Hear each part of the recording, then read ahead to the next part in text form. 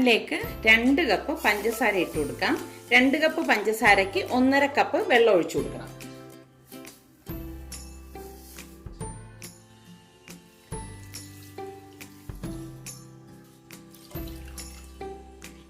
ഇനി ഇത് gas on ചെയ്ത ശേഷം ഒരു 15 മിനിറ്റ് ഇതൊന്ന് ഇളക്കി ഈ പഞ്ചസാര സിറപ്പ് ഒന്ന് തിക്കാക്കി എടുക്കണം.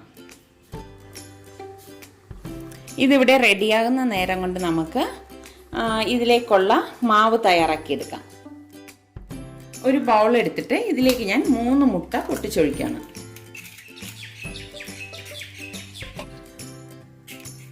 ഇതോടൊപ്പം തന്നെ ഞാനിവിടെ പൊടിച്ച പഞ്ചസാര 1/2 കപ്പും കൂടി ഇട്ട് കൊടുക്കണം. ഞാനിവിടെ ബട്ടർ സ്കോച്ചിൻ്റെ എസൻസ് ആണ് ഒഴിക്കുന്നത്. 1/2 ടീസ്പൂൺ ഇട്ട് കൊടുക്കാം. അപ്പം നമ്മൾ വാനില എസൻസ് മതിയെങ്കിൽ അത് വേണമെങ്കിലും ചേർത്ത് കൊടുക്കാം.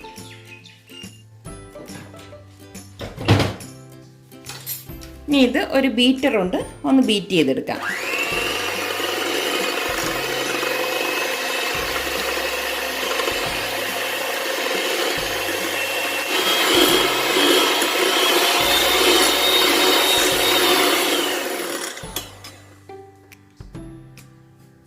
ഇനി ഇതിലേക്ക് ഞാൻ ബട്ടർ എടുത്തിട്ടുണ്ട്. ഒരു 100 ഗ്രാമിൻ്റെ ബട്ടർ നമുക്ക് ഇതിലേക്ക് ഇട്ട് കൊടുക്കണം. റൂം ടെമ്പറേച്ചർ ബട്ടറാണ് നമ്മൾ ഇതിനായിട്ട് എടുക്കുന്നത് കേട്ടോ.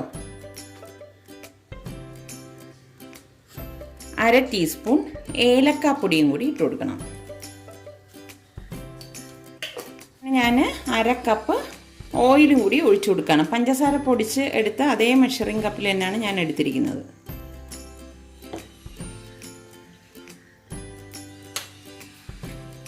നന്നായിട്ടൊന്ന് ബീറ്റ് ചെയ്തെടുക്കാം.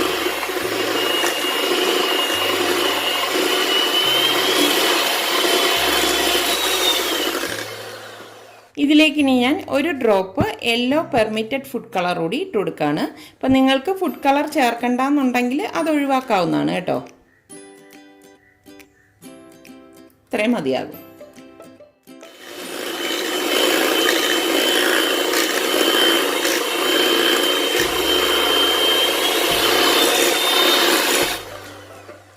ഇനി ഇതിലേക്ക് 1 കപ്പ് റവ ഇട്ട് കൊടുക്കാം.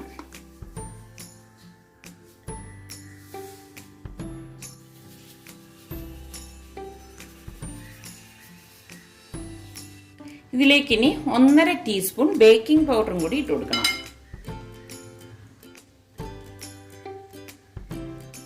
ഇതോടൊപ്പം തന്നെ ഞാൻ 2 കപ്പ് മൈദാമാവും കൂടി ഇട്ട് കൊടുത്ത് ഇതൊന്ന് കുഴച്ചെടുക്കും. നമ്മൾ ഈ 2 കപ്പ് മൈദാമാവും ഈ 1 കപ്പ് റവ ഇട്ട് കുഴച്ചെടുത്ത ശേഷം വല്ലാതെ ലൂസാണ് എന്ന് തോന്നുന്നെങ്കിൽ മാത്രം 1/2 കപ്പ് മൈദാമാവ് ഇതിലേക്ക് ചേർത്ത് വീണ്ടും ഒന്ന് കുഴച്ചെടുക്കാം.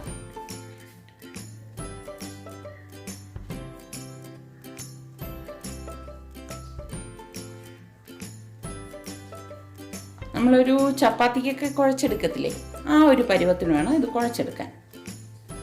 നമ്മൾ ഇതിലേക്ക് റവ ചേർക്കുന്നത് കൊണ്ട് തന്നെ ഈ മാവ് നമ്മളിങ്ങനെ കുഴച്ച് വരുമ്പോൾ ഒരു പിടുത്തം കിട്ടും കേട്ടോ. കണ്ടോ, ഞാൻ എടുത്ത അളവ് കറക്റ്റ് ആയിരുന്നു. ഞാൻ പറഞ്ഞില്ലേ, ഇപ്പം നിങ്ങൾ എടുക്കുമ്പോൾ നിങ്ങൾക്ക് അങ്ങനെ ഇനിയും കൂടുതൽ മാവ് ചേരും എന്ന് തോന്നുകയാണെങ്കിൽ മാത്രം കുറച്ച് മൈദാമാവ് ഇട്ട് കൊടുത്താൽ മതി. പക്ഷെ അതിൻ്റെ ആവശ്യം വരത്തില്ല. അപ്പം ഇത്രയേ ഉള്ളൂ ഇതിൻ്റെ പണി. ഇനി ഇത് നമുക്ക് ഷേപ്പ് ചെയ്തെടുക്കണം. ഇതൊന്ന് കുറേശ്ശെ എടുത്തിട്ട് ഇഷ്ടമുള്ള ഷേപ്പിൽ നമുക്കിത് ഷേപ്പ് ചെയ്തെടുക്കാം കേട്ടോ.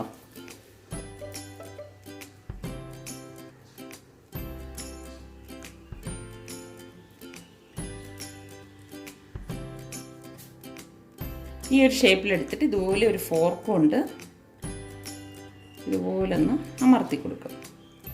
കണ്ടോ, ഇങ്ങനെയാണ് ഞാൻ എടുക്കുന്നത്.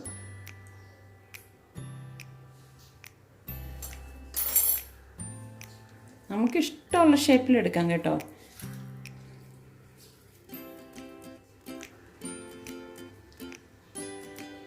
ഈ ഒരു ഷേപ്പിലെടുക്കണം.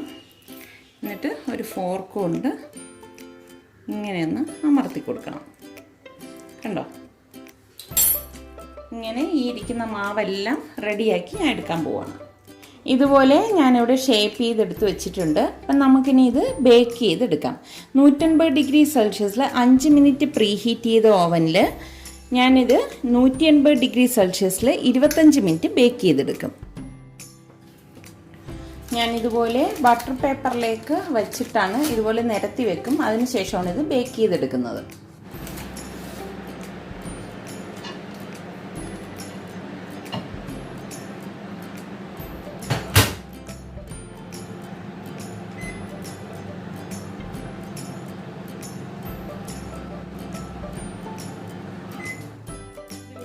ടൈം കഴിഞ്ഞിട്ടുണ്ട്. ഇനി നമുക്കിത് ഓപ്പൺ ചെയ്ത് നോക്കാം. നമ്മുടെ കുക്കീസ് ഇവിടെ റെഡി ആയിട്ടുണ്ട്.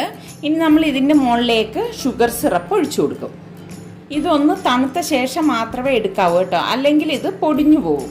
അപ്പം നമ്മൾ ഈ ചൂടോടുകൂടി തന്നെ നമ്മൾ പഞ്ചസാര പാനി കാച്ചി തണുപ്പിച്ച് വെച്ചിട്ടുണ്ടല്ലോ, ആ പഞ്ചസാര പാനി ഇതിന് മുകളിലേക്കൊന്ന് ബ്രഷ് ചെയ്ത് കൊടുക്കാം.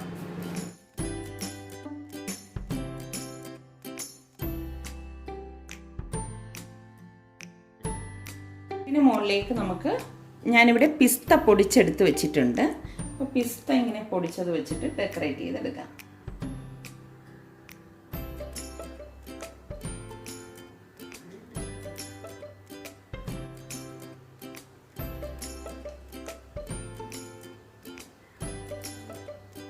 നമുക്ക് ഈദിന് ഉണ്ടാക്കിയെടുക്കാൻ പറ്റിയ ഒരു കുക്കീസാണ്.